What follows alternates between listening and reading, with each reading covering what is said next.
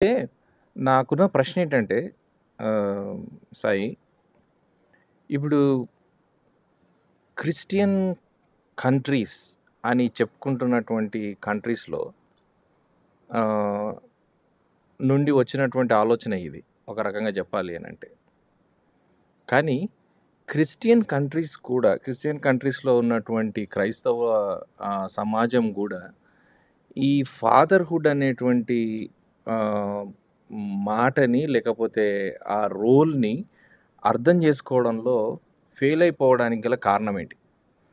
ఇప్పుడు ఎందుకు ఆ మాట అడుగుతా ఉన్నాను అనంటే, మనకు మనకున్నటువంటి ఏకైక మోడల్ ఆర్ ఏకైక example or where we understand the term father అనేటువంటి మాటని అర్థం చేసుకునేది దేవుని దగ్గరే. అలాంటి పరిస్థితిలో నిజమైన దేవుడిని తెలుసుకున్నటువంటి సమాజాలు కూడా ఇంత ఘోరంగా ఫెయిల్ అయిపోవడానికి కారణం ఏంటి? యాహ్! ఎగ్జాక్ట్‌లీ అన్న. ఇందాక మనం మాట్లాడుకున్నాం గదా! సంస్కృతి నా ఫస్ట్ స్టేషన్ ఉంది చూసారా?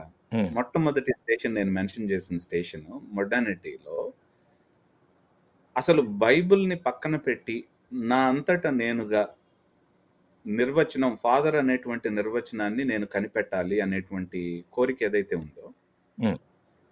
That actually was a wrong step. That was actually the wrong step. ఎందుకంటే Kevin Vanhoozer 'is there meaning in the text' అనేటువంటి పుస్తకంలో ఏమంటాడంటే ఆథర్‌ని పక్కన పెట్టి అంటే డివైన్ ఆథర్‌ని గాడ్ అనేటువంటి ఆథర్‌ని పక్కన పెట్టేసి మీనింగ్స్‌ని యాక్చువల్‌గా నీ దగ్గర నుంచే నువ్వే ఆథర్ అయ్యి నువ్వే కనిపెట్టాలి అని అనుకుంటే లాస్ట్‌కి ఎలాంటి పరిస్థితికి దిగజారుతామంటే అసలు నువ్వెవడురా ఆథర్ అవ్వటానికి అనేటువంటి ప్రశ్న వస్తుంది అనేటువంటిది అంటాడాయన. అంటే నేనేమంటున్నానంటే బైబిల్ ఇచ్చినటువంటి డెఫినేషన్‌ని పక్కన పెట్టేసి ఆ ఫౌండేషన్‌ని పక్కన పెట్టేసి నేను కనిపెడతాను అనేటువంటి ఒక జర్నీ ఏదైతే ఉందో దీని సహాయం లేకుండా రెవల్యూషన్ ప్రత్యక్షత సహాయం లేకుండా నేను కనిపెడతానని ఏదైతే ఉందో that was actually a wrong step by the western civilization hmm. Especially in the hmm. 18th century 19th century and 20th century.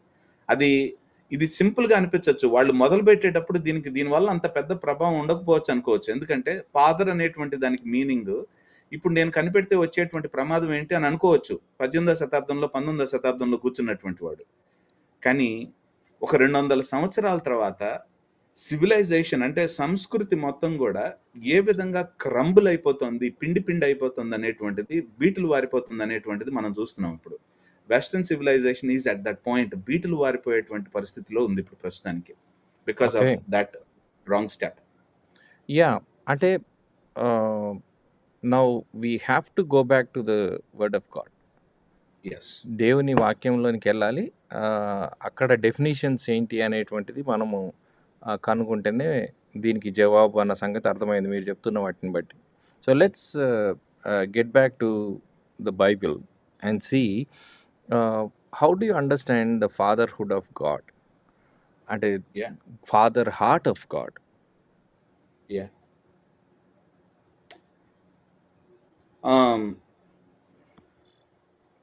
First బైబిల్లో ఒక ఇంపార్టెంట్ థింగ్ నేను ఎక్స్ప్లెయిన్ చేస్తాను. Well can we actually ask నేను once again మనం conversation లాగా చేస్తున్నాం కాబట్టి can we ask this thing that first false మోడల్స్ని అర్థం చేసుకుంటే కరెక్ట్ మోడల్ ఏంటో అర్థమవుతుందేమో అనుకుంటాను. మీరేమంటారు దానికి? యాహ్! అంటే మనము ఇంతసేపు మాట్లాడుకున్నటువంటి ఆ సీక్వెన్స్‌లో నేను అడుగుతా ఉన్నా. అంటే since the whole history is yeah చరిత్ర మొత్తం మనకు చెప్పేటువంటి విషయం ఏంటనంటే, మూలం ఎక్కడుంది అనంటే, దేవుని యొక్క వాక్యానికి దూరమైపోవడం దగ్గర అనేటువంటి దానికొచ్చాం. కరెక్ట్. సో, ఇప్పుడు ఎస్ దేవుని యొక్క వాక్యంలో అసలు తండ్రి, దేవుడు తండ్రిగా ఎలా వాక్యం చెప్తా ఉంది, దాన్ని అర్థం చేసుకుంటే వాళ్ళెందుకు ఫెయిల్ అయిపోయారో కూడా అర్థమవుతుందేమో. అంటే నేనేమంటున్నానంటే అన్న వాక్యంలో దేవుడు తండ్రి అనేటువంటిది మనం వెళ్లే ముందు ఈ ప్రశ్న వాక్యంలో అసలు దేవుడిని తండ్రిగా మనం చూడలేము అనటానికి ఏంటి కారణం అనేది అడిగితే బాగుంటుంది. ఓకే. ఫైన్. అంటే దాని గురించి ఆలోచిస్తే బాగుంటుందేమో అనుకుంటున్నాను నేను. ఓకే. Go ahead. ఎందుకంటున్నానంటే మనం చాలా సార్లు క్రిస్టియన్ చర్చ్‌లో ఫాల్ అంటే ఆదాము, అవ్వ ఏదెను వనంలో పడిపోవటం అనేటువంటి ప్రక్రియని చాలా తక్కువగా చూస్తారేమో చాలామంది క్రైస్తవులు అనేటువంటిది నేను అనుకుంటున్నాను. అంటే దానివల్ల వచ్చినటువంటి పర్యవసానాన్ని, దాని యొక్క ఇంటెన్సిటీని, ఆ పర్యవసానంలో ఉన్నటువంటి తీవ్రతని అర్థం చేసుకోవటంలో చాలామంది వైఫల్యం అవుతారేమో అనుకుంటున్నాను నేను. ఇది హుహు. ఈ ఈ ఈ మాట చాలా ఇంపార్టెంట్. ఎందుకు ఫాదర్‌హుడ్ అనేటువంటి దాన్ని మనం ఎందుకు అర్థం చేసుకోలేకపోతున్నాం అనే దానికి చాలా ఇంపార్టెంట్ ఇది. ఎందుకంటే పడిపోవటం వలన దాని తర్వాత వచ్చినటువంటి పర్యవసానమైనటువంటి పాపపు స్థితి, పాపపు నేచర్ ఇన్క్లినేషన్ ఏం చేస్తుందంటే మన సైట్‌ని కంప్లీట్‌గా మార్చేసింది. మనం హ్మ్. చూసేటువంటి విధానాన్ని మార్చేసింది. అంటే ప్రతి ఒక్కదాన్ని మనం ట్విస్టెడ్‌గానే ఆలోచిస్తాం. We don't see it correctly things. So, నేనొక ఉదాహరణ చెప్తానన్న. మా మేము ఫ్యామిలీ ప్రేయర్‌లో ఒక పుస్తకం చదువుతున్నాం ఇప్పుడు. మా ఇంట్లో చిప్ ఇన్‌గ్రామ్ రాసినటువంటి పుస్తకం ఏంటంటే ah, 'God as he wants you to see him.' Like ఆ పుస్తకం ah, that's that's how it is. ఒక నిమిషం నేను I'll quote it properly. So, ఆ పుస్తకం పేరు. Ah, so, the book is 'God as he longs for you to see.' హుహు. God as he longs for you to see. అంటే దేవుడు ఎలాగ మనం ఆయన్ని చూడాలని కోరుకుంటున్నాడో, అభీష్టమో ఆయనది అనేటువంటి పుస్తకం. హ్మ్. అందులో గాడ్ ఈజ్ గుడ్ అనేటువంటి పదం దగ్గరికి వచ్చాం మేము, మా కుటుంబం. హ్మ్. ఆ మాటను అర్థం చేసుకోవటానికి చాలా కష్టం అనిపించింది. ఎస్పెషల్లీ శైలోకి, మా పాపకి. ఎందుకంటే ఆథర్ కూడా చెప్తున్నాడు. చిప్ ఇన్‌గ్రామ్ ఒక మాట చెప్తున్నాడు అందులో. ఏమంటున్నాడంటే, దేవుడికి తన జీవితాన్ని సమర్పిస్తేట, తన జీవితం యొక్క స్టీరింగ్ వీల్‌ని గనక దేవుడికిస్తేట, దేవుడు తీసుకెళ్ళి ఏ భయానకమైన దేశంలోనో పడేసి, పురుగుల మధ్యలో తను చచ్చిపోతాడు. లేకపోతే నికృష్టపు ఆహ్, కుటుంబాన్నిస్తాడు. పెళ్లి పె టైప్ ఆఫ్ పెళ్లినిస్తాడు అనేటువంటి ఒక దురాలోచన ఉండేదట ఆయనకి. దేవుడి చేతికి గనక ఇస్తే మనకు ఖచ్చితంగా హార్డ్‌షిప్సే ఇస్తాడు. ఆయన మనకి కష్టాలే ఇస్తాడు. ఆ కష్టాలు మాత్రమే ఇస్తాడు అనేటువంటిది ఒక ఆలోచన ఉండేదట ఆయనకి. కానీ అది మొత్తం మారిందట ఆయనకి. ఎందుకంటే గాడ్ ఈజ్ గుడ్ అనేటువంటి పదాన్ని తను ఆలోచించటం. అది అది చదువుతున్నప్పుడు శైలో ఒక మాట అంది. డాడీ నాకు గూడా ఇదే ప్రాబ్లమ్ ఉంది అని చెప్పింది. ఏంటంటే గాడ్ ఈజ్ గుడ్ అనేటువంటి పదాన్ని అర్థం చేసుకోవటంలో చాలా కష్టం. ఎందుకంటే దేవుడు ఎప్పుడు హార్డ్‌షిప్సే ఇస్తాడు. దేవుడు ఎప్పుడు కష్టాలే ఇస్తాడు. ఆ కష్టాల ద్వారా మాత్రమే నన్ను రిఫైన్ చేస్తాడు అనేటువంటిది ఒక టైప్ ఆఫ్ ఆలోచన ఉంది జనాలకి. అంటే నేనెందుకు ఈ మాటను చెప్తున్నానంటే అన్న, దేవుడు గూర్చినటువంటి ఆలోచనను గూడా, గాడ్ ఈజ్ గుడ్ అనేటువంటి ప్లెయిన్‌గా కనిపించేటువంటి ఒక మాటను గూడా, మనం ఎలాగ ట్విస్టెడ్‌గా ఆలోచిస్తాం అనేటువంటిది చెప్పడానికి చెప్తున్నాను నేను.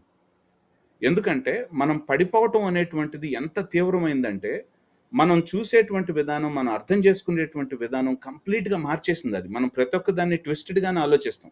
హుహు. అందుకనే గాడ్ యాజ్ ద ఫాదర్ అనేటువంటి విషయం గూడా it becomes very tough for us to understand. దాన్ని మెడిటేట్ చేయటానికి, దాన్ని అర్థం చేసుకోవటానికి మనకు చాలా కష్టంగా ఉంటుంది. గాడ్ యాజ్ ద ఫాదర్ అంటే మనం ఎట్లా ఆలోచిస్తామంటే కొన్ని కొన్ని సార్లు, నేను తప్పు చేసినప్పుడల్లా బెత్తం తీసుకొని నా మీద ముట్టికాయ ఏయటానికి ఉన్నాడు. గాడ్ యాజ్ ద ఫాదర్ అంటే ఆహ్, నన్ను ఆహ్, నా మీద అజమాయిషీ చేయటానికి ఉన్నాడు. ఎందుకు? Because we see these kind of models. James Bryan Smith ఒక పుస్తకం రాస్తాడు. ఐ హైలీ రికమెండ్, యాక్చువల్‌గా మనోళ్ళందరికీ నేను హైలీ రికమెండ్ దట్ పుస్తకం. ఆ పుస్తకం ఏంటంటే 'గుడ్ అండ్ బ్యూటిఫుల్ గాడ్' అనేటువంటి ఒక పుస్తకం ఉంటుంది. హ్మ్. ఆ పుస్తకంలో ఒక ఇన్సిడెంట్‌ని రాస్తాడన్న జేమ్స్ బ్రయన్ స్మిత్. హుహు. ఒక ఆవిడ కొత్తగా క్రైస్తవ్యంలోకి వచ్చిన తర్వాత, ఒక ఆవిడకిట our our father in heaven, లేకపోతే ఆర్ ఫాదర్ అని దేవుడికి ప్రార్థన చేయటం అనేటువంటిది చాలా అసహ్యకరమైనటువంటి మాటట ఆమెకి. హ్మ్. ఆమె చాలా స్ట్రగుల్ అయిందట ఆ మాటతో. ఎందుకంటే ఆమెకున్నటువంటి ఎర్త్‌లీ ఫాదర్ ఎవరైతే ఉన్నారో, భౌతికమైనటువంటి ఫాదర్, ఆమె father, he abused her, it looks like. హుహు. అబ్యూజ్ చేయటం వలన దేవుడు తండ్రి అనేటువంటి విషయాన్ని చూడలేకపోతున్నాం.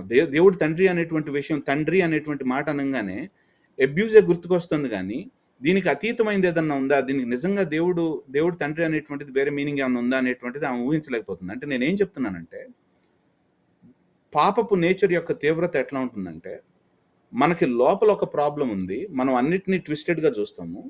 బయట నుంచి ఇంకొక ప్రాబ్లమ్ ఉంది. ఏంటంటే ఇన్‌ఫ్లుయెన్సెస్ కూడా రాంగ్ మోడల్స్ బయట నుంచి ఉన్నాయి మనకి.